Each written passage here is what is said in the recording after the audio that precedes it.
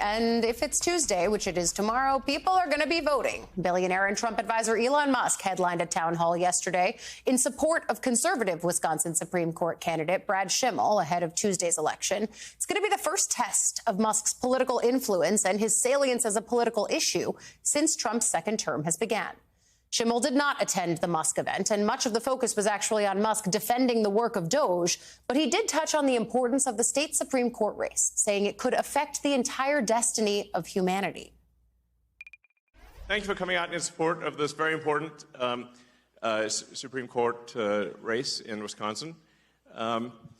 It's actually something that I think it's one of those things that may seem like it's obviously important in the state of Wisconsin, but I think it could actually be important for the country as well, and maybe for the world. What's happening on Tuesday is a vote for which party controls the U.S. House of Representatives. That is why it is so significant.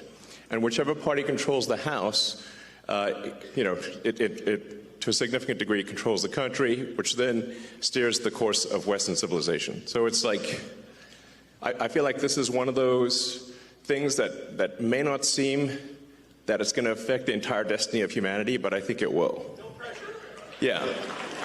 So,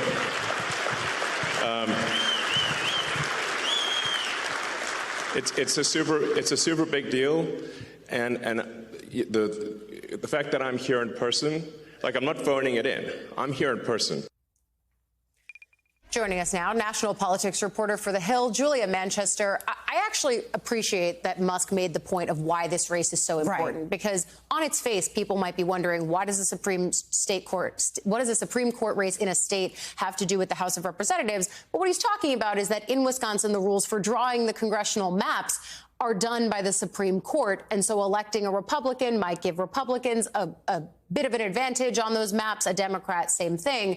But talk about Musk's first political test here, because it's a question of Democrats. Is he a salient political issue for them? And for Republicans, does he help them get over the finish line? Well, look, this is obviously going to be a huge test for Elon Musk, because we know he has poured money into this race. In fact, at that rally last night, he came with two $1 million checks, was handing them out to voters. So this is a race he is investing in. Now, it's interesting talking to Republicans, Allie, because they downplay Musk's role in this. They essentially say, look, this is a special election coming off of a brutal presidential election. Voters are turned off. They're not necessarily going to be, going to the polls in high numbers, particularly Republicans who are content when they look at Washington. So that's why you have Elon Musk reminding them about the very narrow majority that House Republicans currently hold on Capitol Hill. Mm-hmm. But at the same time, look, you have Democrats coming off of a wave of special election victories and overperformances, including in Pennsylvania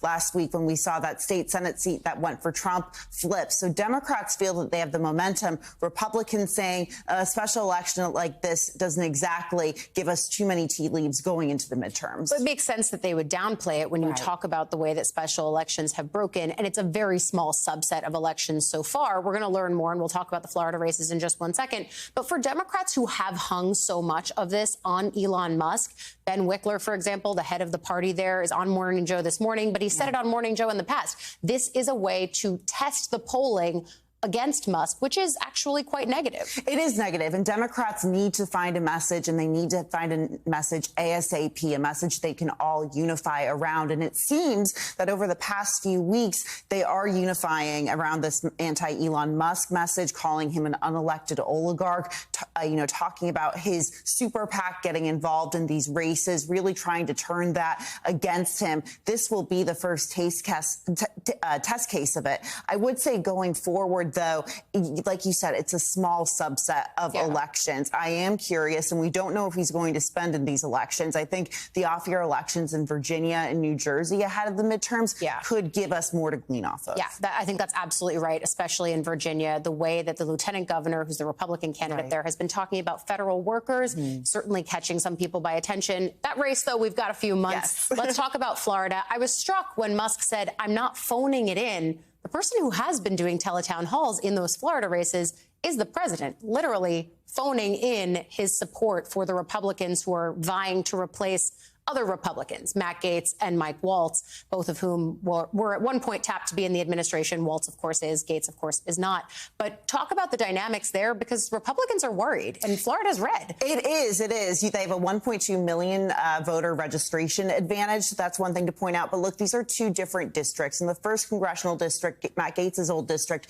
that's along the Panhandle. That is arguably the most conservative district in Florida. Even though the Democrat in that race has been successful raising a lot of money, it's not nearly as competitive. The 6th congressional district, still a red district. President Trump and Mike Waltz each won that district by over 30 points in November. The problem for Republicans here is that you have Democrats overperforming and the Republican underperforming. So the Democrat, Josh Weil, has raised, $10 million.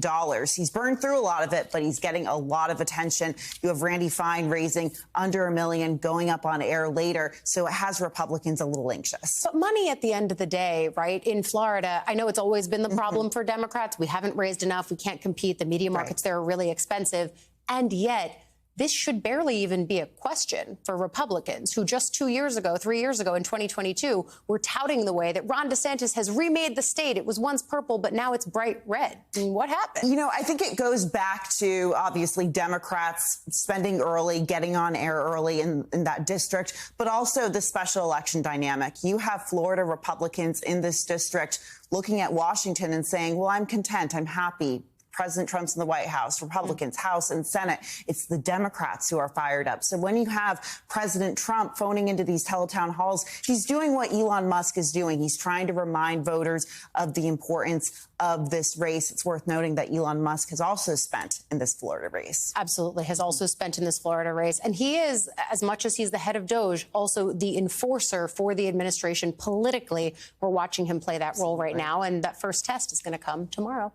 Julia Manchester, thank you. Thanks, Allie.